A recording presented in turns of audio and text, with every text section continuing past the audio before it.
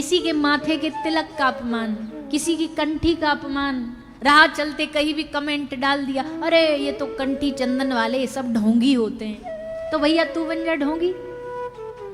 संसार में फैशन के नाम पे तुम क्या नहीं कर रहे आजकल, क्या नहीं करते फैशन के नाम पे। एक कोई सिनेमा का सेलिब्रिटी आ जाए फटा जीन्स पहन करके, देखो सबरी यंग जनरेशन लग जाती है वही कॉपी करने में।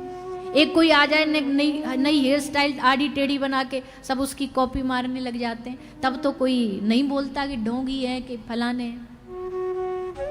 कंठी चंदन देखा नहीं कि ज्ञान चालू हो जाता है, ज्ञान देने लग जाते हैं। और इसमें बेचारे जो अभी अभी नए नए भगत बने ना, मतलब नए नए इस रास्ते पे आए, वो अच्छे पक्के साधक तो उनको कोई फर्क नहीं पड़ता, पर जो नए नए वाले वो ने थोड़ा घबरा जाते, अरे नहीं नहीं नहीं सही तो कह रहा, भक्ति तो दिल में होती है। चलो हटा दिया माथे का तिलक, कंठी हटा दी। बोले ऑफिस में बड़े लोग चिढ़ाते हैं, ऐसे करते हैं, बेचारे हट जाते हैं इस रास्ते से घबरा करके।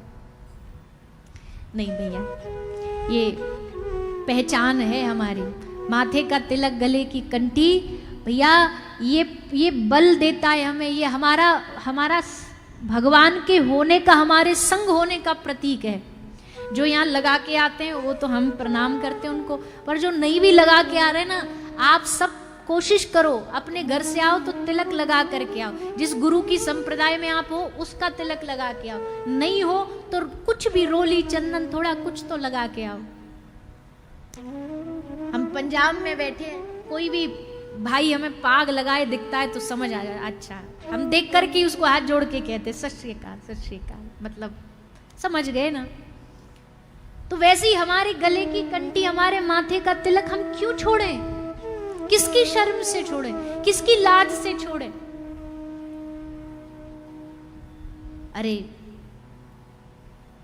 कहीं जाओ, कहीं घर में रहो, बाहर जाओ, ऑफिस जाओ, तिलक लगा के जाओ, कंठी धारण करके जाओ, संकोच नहीं करो, शर्माओ नहीं। धर्म आप नहीं संभालोगे तो कौन संभालेगा? क्या पाकिस्तान वाले संभालेंगे? हम हैं, हमारा धर्म, हमारा जन्म हुआ है भारत में, हम है सनातनी, हमको ठाकुर जी ने मौका दिया, अवसर दिया है, हम नहीं करेंगे तो कौन करेगा? हम बच्चों को नहीं सिखाएंगे तो कौन सिखाएगा? तो हम चाहते हैं हमारी इस बात का कुछ असर हो। अच्छी तो सब बातें लगती हैं, हाँ हाँ हाँ सब कर ही देते हैं, पर असर तब होगा जब हमें कल, आज के मुकाबले कल तिलक वाले ज्यादा दिखेंगे यहाँ पे, तब हम समझ जाएंगे हाँ बात बस फ्लैट नहीं गई, ऊपर से अंदर तक गई है, सुना है आपने और उसको जिया है।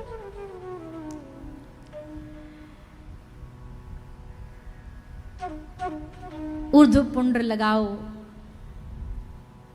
वैष्णव हो तो, त्रिपुंड लगाओ शैव्य हो तो, जो भी शैव्य हैं रुद्राक्ष धारण करो, वैष्णव परंपरा में है तो तुलसी धारण करो।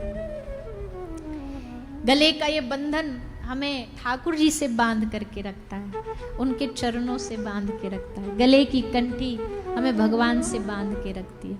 और वैसे भी भैया बहुत पुराना हमारा दृष्टांत है कि शहर में जो कुत्ते लावारिस घूमते हैं ना, उनको म्युनिसिपालिटी वाले उठा के ले जाते हैं, पर जिन कुत्तों के गले में बेल्ट होती है, चैन होती है, तो दूर से ही समझ जाते हैं इसको न छूना, ये किसी के घर का पालतू है, फालतू नहीं है। तो ये पालतुओं का लक्षण है कि हम पालतू हैं, फालतू नहीं है। जिनके गले में कंठी है वो सब पालतू हैं। किसके? अरे बोलिए ना। कबीरा कुत्ता मैं राम का और मोती मेरा नाम, गले विच डोरी प्रेम की वो जित खींचे उत जाऊं। पालतू हैं हम अपने ठाकुर जी के, चाकर हैं अपने ठाकुर जी के।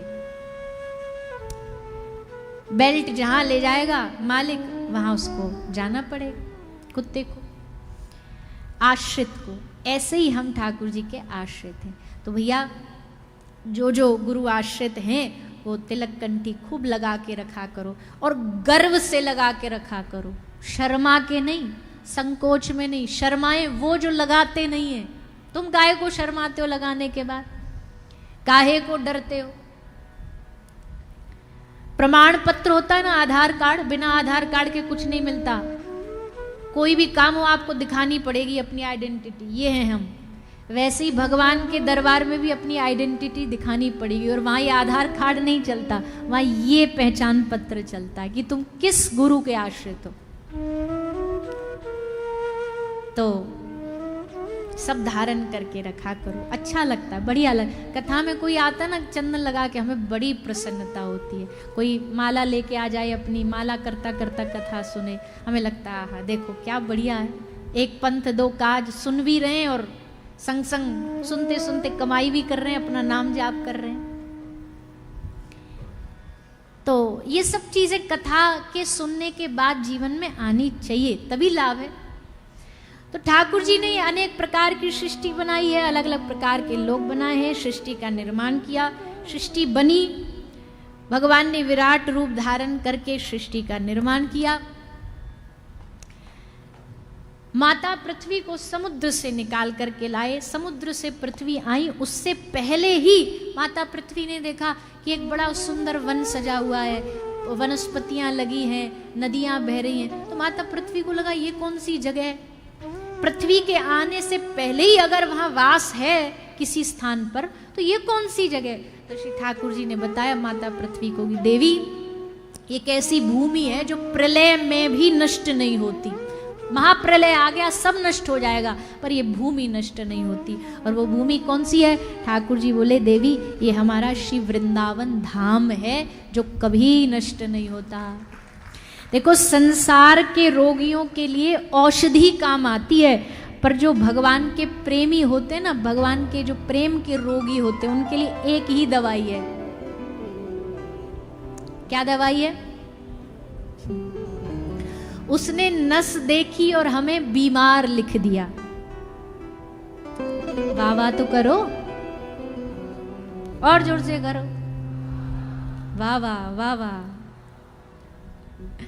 उसने नस देखा हमें और बीमार लिख दिया, रोग हमने पूछा तो वृंदावन से प्यार लिख दिया।